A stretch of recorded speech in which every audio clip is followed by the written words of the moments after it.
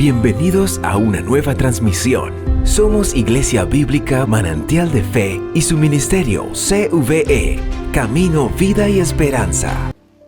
Hablaremos del destino de las almas. ¿Se ha preguntado usted alguna vez qué sucede con nuestras almas cuando morimos? Tal vez usted recordará en este momento una de las preguntas que se hizo el justo Job cuando, estando en ese momento de prueba y aflicción, él se preguntó en Job capítulo 14, verso 14 y 15, si el hombre muriere, ¿volverá a vivir? ¿Se ha hecho alguna vez esa pregunta? Si usted muriera hoy, en esta semana o en los días por venir, ¿qué sería de su vida? ¿Moriría usted para siempre? Porque la muerte, amados hermanos, es algo real, es algo que vemos todos los días. La muerte es el enemigo final a vencer, así está escrito también en la palabra del Señor. La muerte es algo que ha pasado de generación a generación y todos los hombres a lo largo de la historia, de una u otra forma, la enfrentaremos. Sin embargo, la muerte no es algo que podríamos decir que es natural. La muerte es una consecuencia, iglesia, una consecuencia por el pecado del hombre. Dios no creó al hombre para que muriera, pero por causa del pecado de Adán, la muerte entró a todos los hombres como una maldición. No solamente fue la muerte espiritual, sino también la muerte física que experimentamos y que causa dolor cuando así sucede. Pero que es totalmente claro a la luz de las Escrituras. Usted y yo, como dijo el apóstol Pablo, tenemos una esperanza que nos aguarda en los cielos. Si usted me acompaña a la carta de Colosenses, capítulo 1, verso 5, allí se nos dice, a causa de la esperanza que os está guardada en los cielos, de la cual ya habéis oído por la palabra verdadera del Evangelio. Tenemos una esperanza que nos aguarda en el cielo. También se dice en Hebreos capítulo 9, verso 27, que a pesar de esa esperanza, la realidad es que nosotros tarde o temprano moriremos, y de la manera que está establecido para los hombres, que mueran una sola vez y después de esto, el juicio. Por esta razón, amado hermano, conocer qué acontece al hombre cuando muere es un misterio. Es un misterio que inquieta a generaciones desde el principio, pero es una verdad revelada que hoy traeremos a sus ojos como hijos de Dios a la luz de las Escrituras. Por siglos, los hombres se han preguntado ¿qué sucede con el hombre cuando muere? Cuando cierra sus ojos a esta vida, ¿qué sucede con el ser humano? Diferentes posturas filosóficas y teológicas, y desde luego es el fundamento central por el cual existen las religiones, para explicar qué pasa con el hombre cuando muere. Y por eso dependerá de su fe y de mi fe el aceptar lo que está escrito en la palabra, para recibir esta verdad y aceptar la verdad de lo que Dios ha revelado y de lo que Dios hace con el hombre una vez sus ojos se cierran para ver la luz de un nuevo día. Comencemos por afirmar, amados hermanos, que la Biblia afirma que sí hay vida después de la muerte. No es cierto que todo acaba cuando el hombre muere, porque hay algo más allá que la sola existencia material. Porque si no hay vida después de la muerte, no hay razón para vivir, pues al final solo nos quedará olvido y la nada, dejar de ser. Si no hay vida después de la muerte, ¿para qué vivir con altos estándares morales como los que enseñamos en esta congregación? ¿Para qué vivir una vida de ética? Si no hay vida después de la muerte, entonces los pecadores, los impíos, se habrán salido con la suya. Vivieron una vida disoluta, vivieron e hicieron daño y al final no tuvieron ningún castigo. Pero si no hay vida después de la muerte, entonces habremos perdido, Señor, toda recompensa, habremos perdido, oh Dios, todo nuestro tiempo viviendo una vida piadosa. Por eso quiero que estudiemos los diferentes puntos de vista sobre la continuidad del ser y de la vida después de que el hombre muere. En todas las culturas y a lo largo de todas las religiones, en el mundo encontramos que hay una creencia común, que hay vida después de la muerte. Aún las falsas religiones centran sus mensajes y sus enseñanzas en esta promesa de continuidad de la vida. Cuando usted lee acerca de los postulados budistas e hinduistas, ellos creen que hay vida después de la muerte y creen que existe una vida en forma de reencarnaciones múltiples una y otra vez. Ellos creen que la vida después de la muerte se basa en una balanza de recompensas y castigos. Y conforme a la conducta de hoy, la siguiente vida será mejor o peor. Pero al final ellos aceptan que la vida no termina con la muerte. Cuando estudiamos los antiguos egipcios, ellos creían en la vida después de la muerte. Sus pirámides gigantescas, sus impresionantes templos funerarios y monumentos presentan esa creencia arraigada de que existía la vida después de la muerte. Inclusive su tradición enseñaba que cuando un egipcio moría, su corazón, esto es su alma, era pesada. Si su corazón era más pesado que una pluma, su alma sería destruida. Pero si quedaba en equilibrio, tendría vida eterna. Cuando estudiamos otra cultura mitológica como la de los antiguos griegos, ellos también creían en la vida después de la muerte. Ellos creían que las almas de los hombres iban a parar a un reino oscuro y sombrío, un reino subterráneo gobernado por el dios Hades. Tras entrar por cualquiera de sus puertas, relatan los míticos escritos de esa época, el difunto se dirigía a la orilla del Esfinge. Era un río que rodeaba el inframundo, decía, y que cruzaba el borde de todo el reino de Hades. Allí ellos tenían que subir en una barca y le pagaban con una moneda el viaje a una deidad llamada Caronte. Así cada muerto encontraba en el más allá su destino. Según ellos, los hombres valientes, los héroes y los justos iban al lugar de descanso eterno que llamaban Campos Elíseos, mientras que los perdidos, según la mitología griega, iban al Tártaro, un lugar de eterno tormento.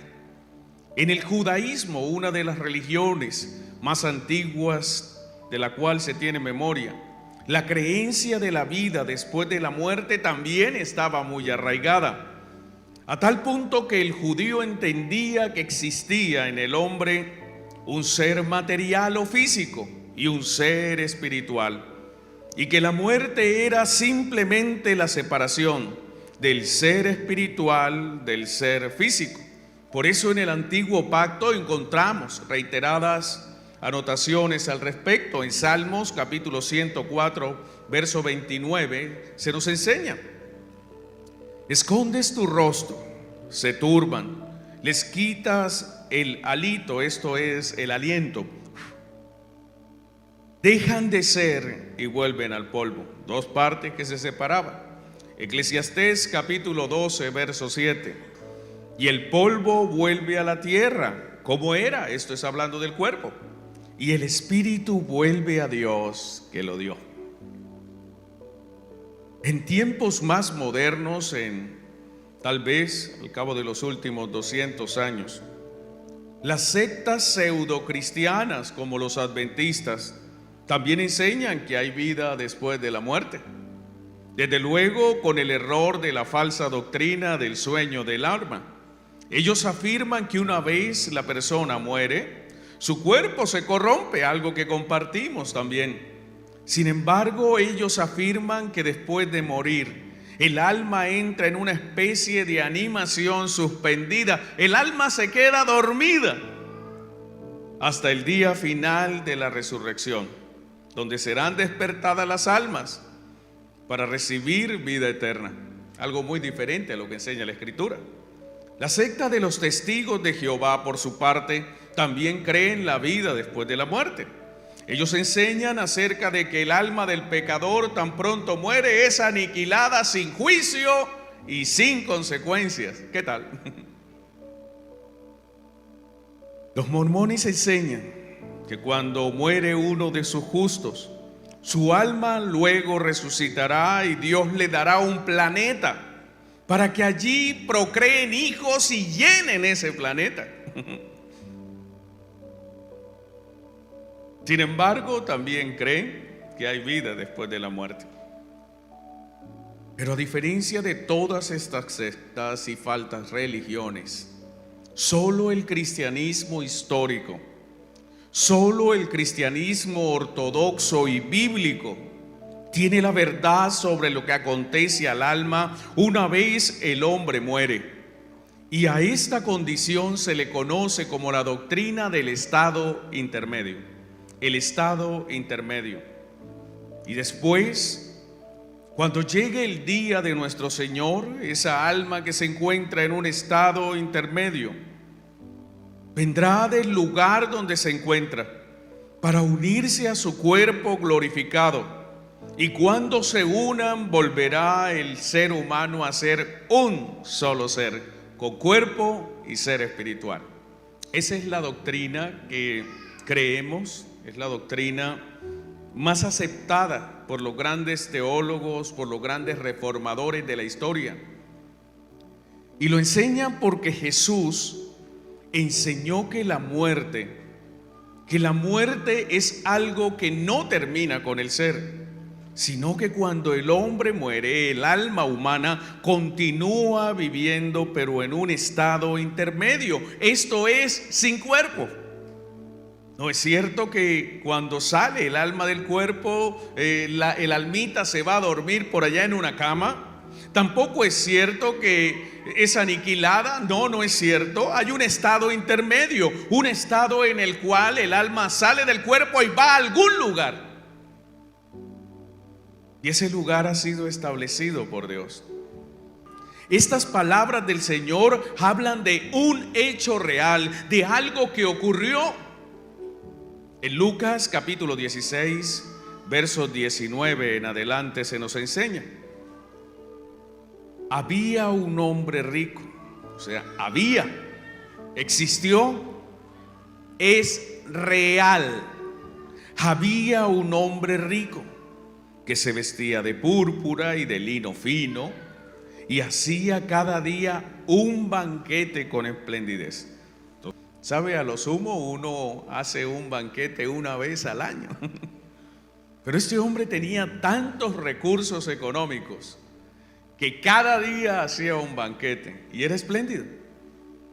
Había también un mendigo llamado Lázaro. Mire el contraste, un hombre rico, muy rico, y un hombre pobre, muy pobre,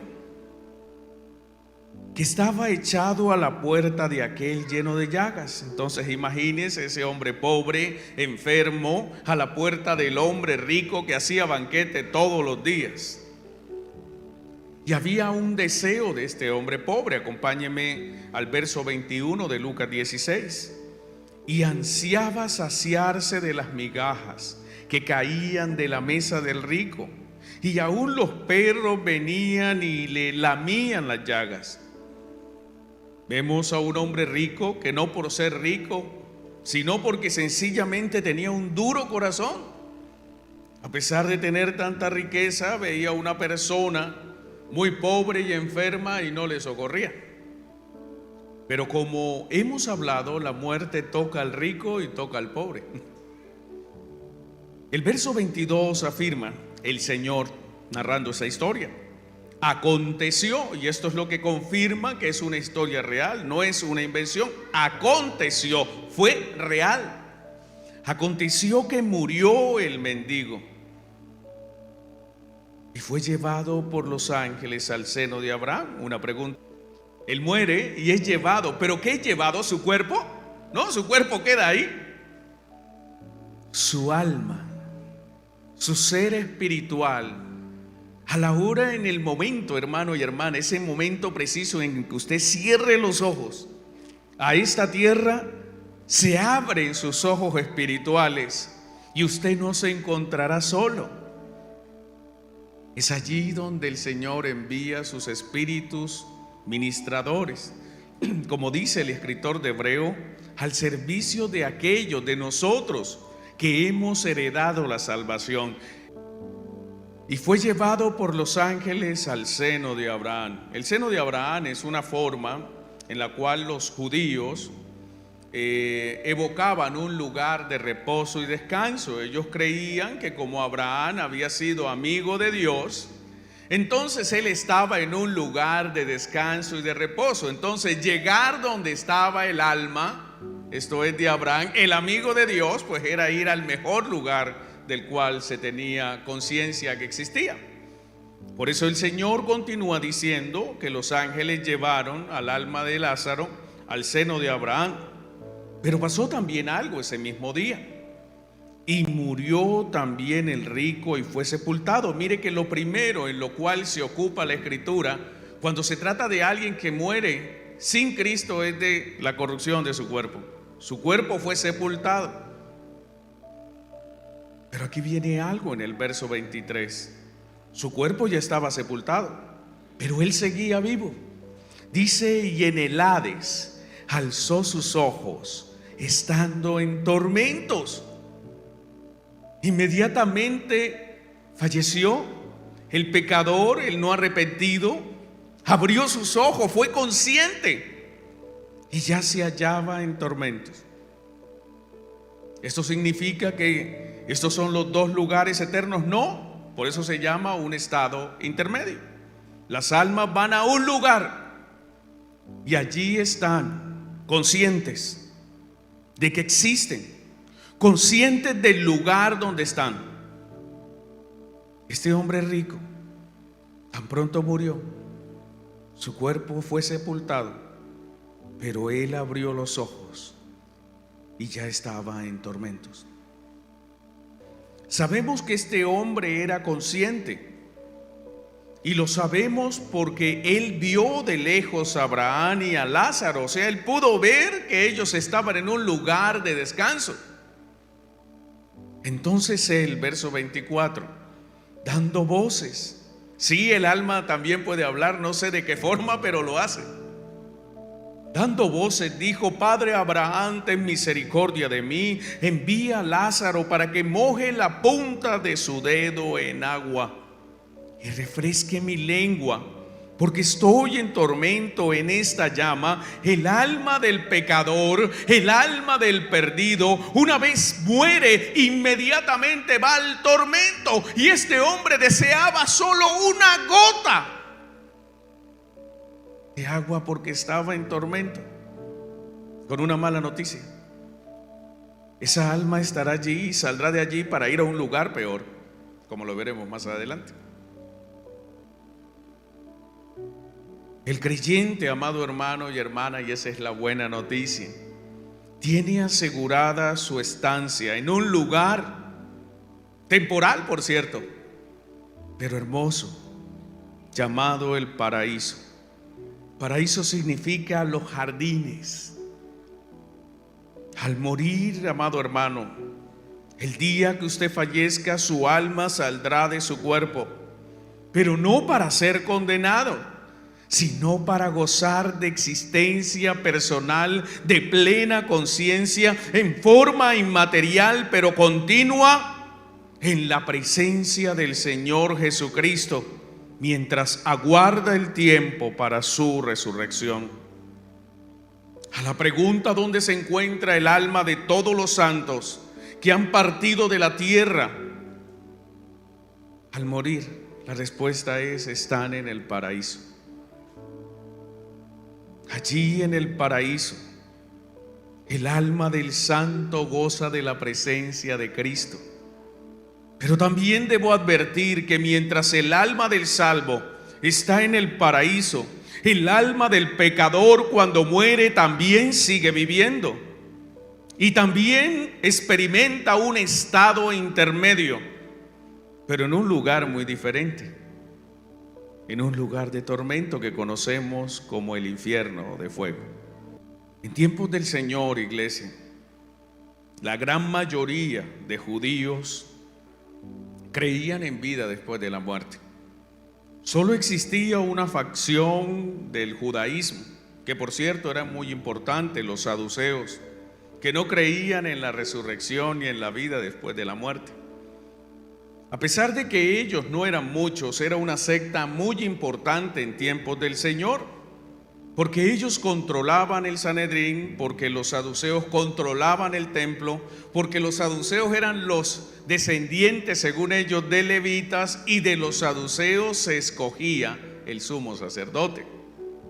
Así que el Señor tuvo una gran oposición cuando se trataba de hablar de la vida después de la muerte y cuando se trataba de hablar de la resurrección.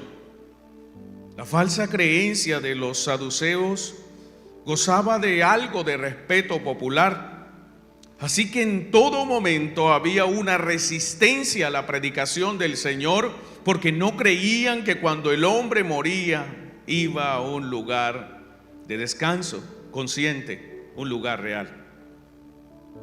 Ellos afirmaban, los fariseos, que solo el Pentateuco era la verdadera fuente de inspiración y de fe. Por eso los saduceos no aceptaban ni los salmos ni los libros de los profetas. Y ellos argumentaban que en el Pentateuco, esto es, en los primeros 5 libros de la ley, no existía nada que hablara de la vida después de la muerte. A pesar de que el Señor había enseñado muchas cosas, que había resucitado personas, esta secta siempre se mantuvo y siempre se mantuvo beligerante con el Señor. ¿Por qué usted, pastor, afirma que el alma cuando sale del cuerpo va a un lugar intermedio y no final? Para ampliar este contexto, hermano, debemos primeramente explicar qué es la muerte por la Escritura. En Génesis capítulo 25, verso 8, se presenta claramente la muerte como una separación instantánea del alma abandonando el cuerpo. Lo vemos en el caso de Abraham, Génesis 25:8, y exhaló el espíritu y murió Abraham. Lo vemos en Génesis 35:29, y exhaló Isaac el espíritu y murió. Así que vemos un punto clave aquí. El punto clave es que la muerte es una separación. Es la separación del ser físico del ser espiritual. Antes de avanzar, debo explicarles, debo enseñarles que en teología existen 2 puntos de vista sobre cómo está conformado el ser. Hay una creencia, la más aceptada, que dice que el ser humano está conformado por un ser material que es el cuerpo y por una parte inmaterial que es su alma. Esto se llama la dicotomía. Y está tomado de Efesios capítulo 4, verso 4. Un cuerpo y un espíritu, como fuisteis también llamados a una misma esperanza de vuestra vocación. No habla nada de alma, ¿cierto? Un cuerpo y un ser espiritual. ¿Esto de dónde es tomado del apóstol Pablo? Él va a Génesis capítulo 2, verso 7. Dice: entonces Jehová, Dios, formó al hombre del polvo de la tierra. Esto es, formó su cuerpo del polvo de la tierra. De allí el Señor formó al hombre, y este es el cuerpo. Pero mire a continuación lo que dice la Escritura: y sopló en su nariz aliento de vida. Esta palabra aliento también es el término ruach, que significa espíritu. Y fue un hombre, un ser viviente. Aquí habla de dos partes: un ser físico, un ser material y un ser espiritual.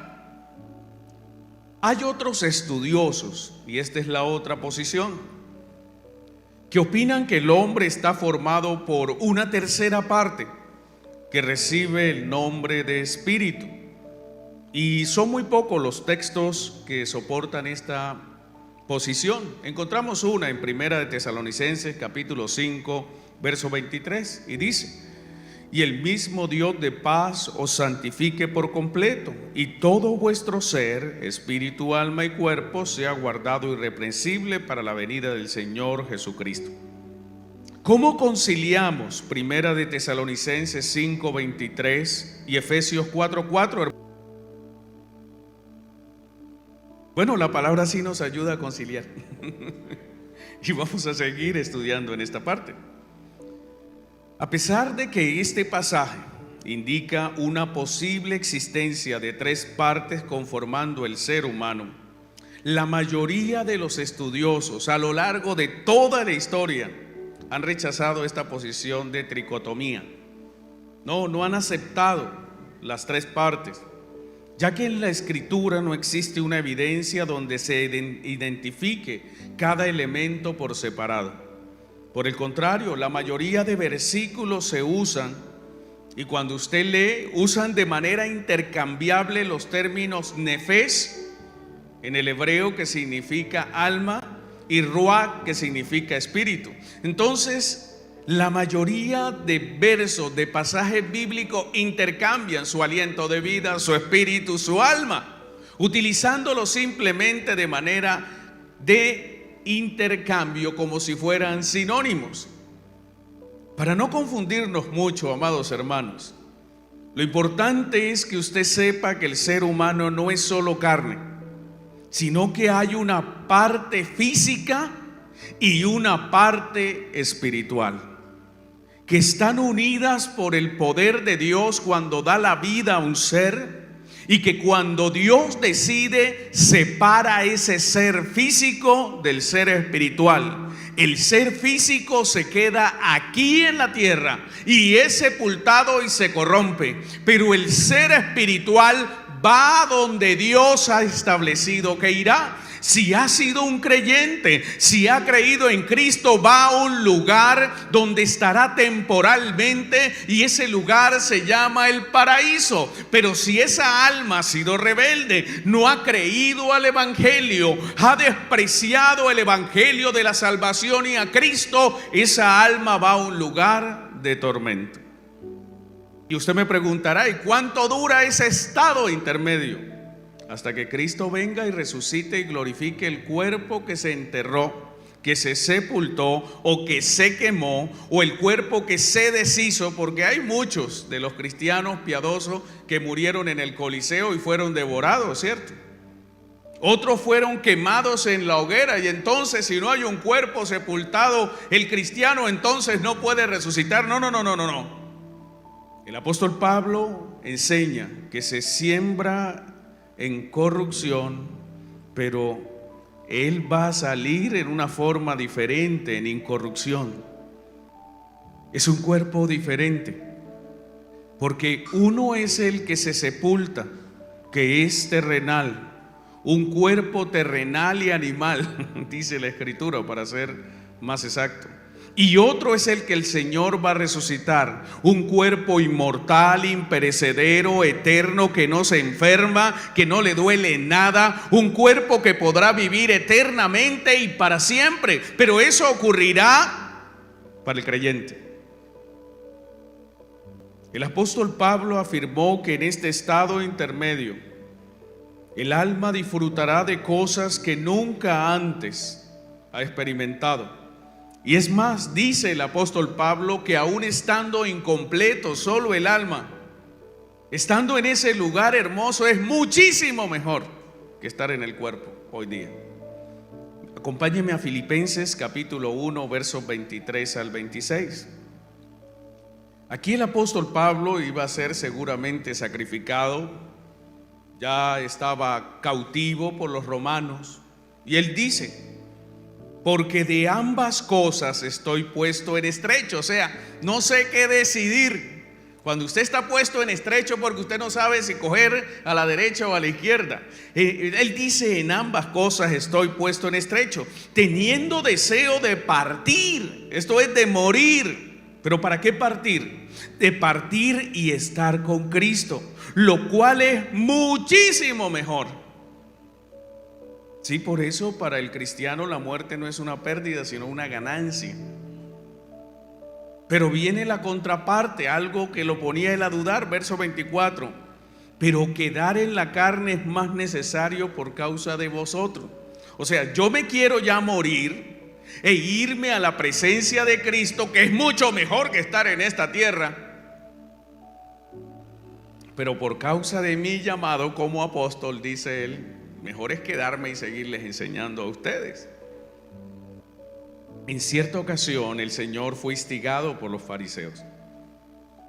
Ellos le hicieron una pregunta acerca de si había vida después de la muerte. En Mateo capítulo 22 versos 23 en adelante se describe: aquel día vinieron a él los saduceos, que dicen que no hay resurrección. Era la afirmación: no hay. Y le preguntaron diciendo: Maestro, Moisés dijo, si alguno muere sin hijos, su hermano se casará con su mujer y le levantará descendencia a su hermano. Eso se conoce como la ley del levirato, del cuñado. Entonces, si una mujer moría sin tener hijos con su esposo y tenía un hermano soltero, él se casaba con ella y era la ley, y tenía que darle un hijo. Y ese hijo varón volvía a restablecer el nombre del hermano muerto. Y así podía heredar sus tierras y podía heredar su nombre, y el nombre del hermano muerto no se perdía. Esa es la ley del levirato. Hubo pues entre nosotros, y empieza la historia de los saduceos, 7 hermanos. El primero se casó y murió, y no teniendo descendencia dejó su mujer a su hermano. De la misma manera también el segundo y el tercero y hasta el séptimo. Después de todos murió también la mujer. En la resurrección ellos no creían. En la resurrección, pues, ¿de cuál de los 7 será ella mujer? Ya que todos la tuvieron. Cuando resuciten, como usted dice, ¿cuál será el marido de la mujer? Aquí viene la respuesta sabia del Señor. Entonces respondiendo Jesús les dijo: erráis y erran, ignorando las Escrituras y el poder de Dios, porque en la resurrección ni se casarán ni se darán en casamiento, sino que serán como los ángeles de Dios en el cielo. Aquí quiero hacer un paréntesis. No es que cuando usted muera y después resucite usted será un ángel, no. Nosotros hoy hemos sido creados un poco menor que los ángeles, hoy. Es lo que dice en Hebreo. Pero cuando resucitemos y seamos glorificados, nosotros tendremos la imagen del Hijo, que es superior a los ángeles. Así que nunca seremos tácitamente como ángeles. Hoy somos menores que ellos y en el futuro superiores a ellos. Pero en lo que se refiere a procreación, esto es a tener descendencia, seremos como ángeles. No hay en el cielo angelito bebé. Los ángeles no pueden reproducirse. Los que Dios creó, esos son hoy los que están en el cielo. Por eso dice la Escritura que los ángeles no se casan ni se dan en casamiento, serán como los ángeles de Dios en el cielo. Pero respecto a la resurrección de los muertos, y aquí viene el mensaje del Señor, que habla de la continuidad de la vida del alma después de la muerte del hombre. Pero respecto a la resurrección de los muertos, ¿no habéis leído lo que os fue dicho por Dios cuando dijo? Y aquí iba a tocar un tema sensible para los saduceos, porque los saduceos solo creían en el Pentateuco y ellos afirmaban que en el Pentateuco no existía un solo verso que hablara de la resurrección y de la vida después de la muerte. Y viene el Señor y les dijo, verso 32: yo soy el Dios de Abraham, el Dios de Isaac y el Dios de Jacob. Pregunta: cuando Jesús dijo estas palabras, ¿cuánto tiempo hacía de que había muerto Abraham, Isaac y Jacob? Más de 1000 años. Pero aquí está afirmando: yo soy, tiempo presente. Yo soy el Dios de él. O sea, tal vez sus tumbas estén aquí, pero yo sigo siendo el Dios de ellos porque ellos viven. Es lo que les dice: yo soy el Dios de Abraham, el Dios de Isaac y el Dios de Jacob. Dios no es Dios de muertos, sino de vivos. Oyendo esto, la gente se admiraba de su doctrina. ¿Existe? Es lo que dijo Jesús. Abraham sigue viviendo, Isaac sigue viviendo, Jacob sigue viviendo. Hay vida después de la muerte. Señores saduceos, erran. Así que no tema la muerte. El cristiano no teme la muerte, porque sabe que después de esta vida sigue la vida. Si no, el Señor no hubiese hecho esta promesa. Acompáñeme a Lucas 23, 39 al 43. Y uno de los malhechores que estaban colgados le injuriaba, diciendo: allí estaba el Señor en la cruz. Había un malhechor a su lado que le injuriaba, una injuria. Estaba haciendo una acusación desobligante para con el Señor. Lo estaba ofendiendo. Y él le decía: si tú eres el Cristo, sálvate a ti mismo y a nosotros. O sea, haga un milagro si de verdad es el Mesías. Respondiendo el otro, recuerde que habían 2 malhechores, uno a cada lado del Señor, le reprendió diciendo: ¿ni aún temes tú a Dios estando en la misma condenación? Nosotros a la verdad justamente padecemos, porque recibimos lo que merecieron nuestros hechos, mas este ningún mal hizo. Y aquí viene la declaración de fe. Esto fue lo que salvó a este hombre. Este hombre no había sido bautizado, este hombre no había hecho buenas obras, este hombre no había hecho nada para merecer el reino de Dios. Pero él dijo a Jesús: acuérdate de mí cuando vengas en tu reino. O sea, él le dijo: yo creo que usted es el Mesías. Yo creo que usted es rey, porque Jesús tenía un cartel que decía: este es el rey de los judíos. Él estaba confesando que Jesús era el rey y que creía en él. Ante esas palabras de fe, si él confesó con su boca que Jesús es el Señor, mire las palabras del Señor, entonces Jesús le dijo: de cierto te digo que hoy. Aquí hay un error en la falsa Biblia de los testigos de Jehová. Ellos le ponen la coma en un lugar equivocado, porque ellos manipularon la división de este verso. Por eso ellos dicen que el verso no dice de cierto te digo hoy, sino de cierto te digo hoy. Ponen la coma ahí, o sea, le digo hoy que algún día. Pero así no está escrito el verso en el original. De cierto te digo que hoy estarás conmigo. ¿En dónde? En el paraíso. ¿Pero qué iba a estar en el paraíso? ¿El cuerpo del crucificado? No, el alma. Eso es el estado intermedio. Así que, amados hermanos, existe el paraíso, el lugar donde hoy están las almas de los santos, de donde vendrán el día de la redención de sus cuerpos, cuando sean resucitados para unirse, almas y cuerpos glorificados, y volver a ser un ser completo, pero en un estado diferente al que hoy tenemos. Hoy somos un ser, tenemos cuerpo y tenemos un ser espiritual dentro del cuerpo, pero es un cuerpo caído. Pero llegará el día donde tendremos un cuerpo glorificado y un alma glorificada para ser un ser conformado a la imagen del Señor. En 1 de Juan capítulo 3 verso 12 describe ese momento.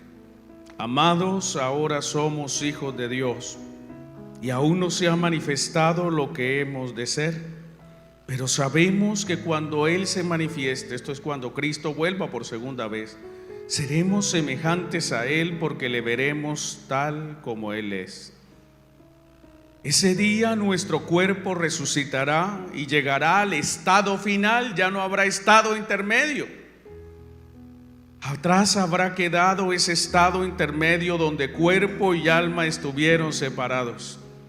Allí se unirán nuevamente en un ser perfecto para estar al lado de Cristo por toda la eternidad. Inicialmente cuerpo glorificado, alma glorificada, unidos. Descenderemos con Cristo y nos sentaremos a su lado, donde reinaremos con Cristo por 1000 años. Así está escrito en Apocalipsis capítulo 20, verso 6. Bienaventurado y santo el que tiene parte en la primera resurrección. La segunda muerte no tiene potestad sobre esto, sino que serán sacerdotes de Dios y de Cristo y reinarán con Él 1000 años. Luego, cuando hayan pasado los 1000 años y esta tierra haya sido destruida, nosotros seremos llevados por nuestro Dios con nuestros cuerpos glorificados, que tendrá un alma glorificada, a la tierra nueva, para habitar eternamente en la presencia del Señor. Y ese es el estado final del ser humano. Así está escrito en Apocalipsis 21, 1 al 7. Vi un cielo nuevo y una tierra nueva, porque el primer cielo y la primera tierra pasaron, y el mar ya no existía ya. Y yo, Juan, vi la santa ciudad, la nueva Jerusalén, descender del cielo de Dios, dispuesta como una esposa ataviada para su marido. Y oí una gran voz desde el cielo que decía: he aquí el tabernáculo de Dios con los hombres, y Él morará con ellos, y ellos serán su pueblo, y Dios mismo estará con ellos como su Dios. Enjugará a Dios toda lágrima de los ojos de ellos, y ya no habrá muerte, ni habrá más llanto, ni clamor, ni dolor, porque las primeras cosas pasaron. Las almas de los que mueren sin arrepentirse, y hablo a los que me siguen a través de las plataformas virtuales, las almas de los que mueren en pecado sin arrepentirse no son salvas. En Apocalipsis 20:11 se describe lo que pasará con las almas de los perdidos cuando salgan del estado intermedio para encontrar su destino final.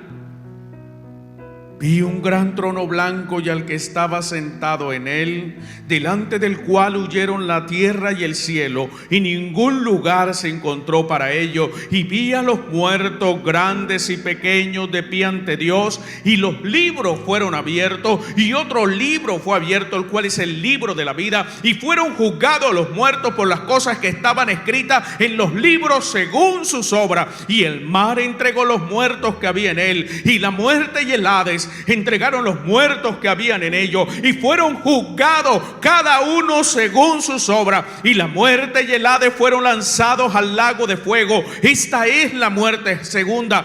Y aquí viene el destino de los que murieron sin Cristo. Aquí viene el destino final.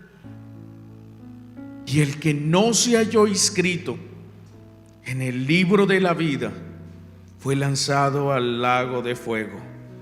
Así que, amados hermanos, ante la pregunta: ¿hay vida después de la muerte?, la respuesta es un sí contundente. La vida continúa aún si morimos en esta tierra. Gracias por seguirnos.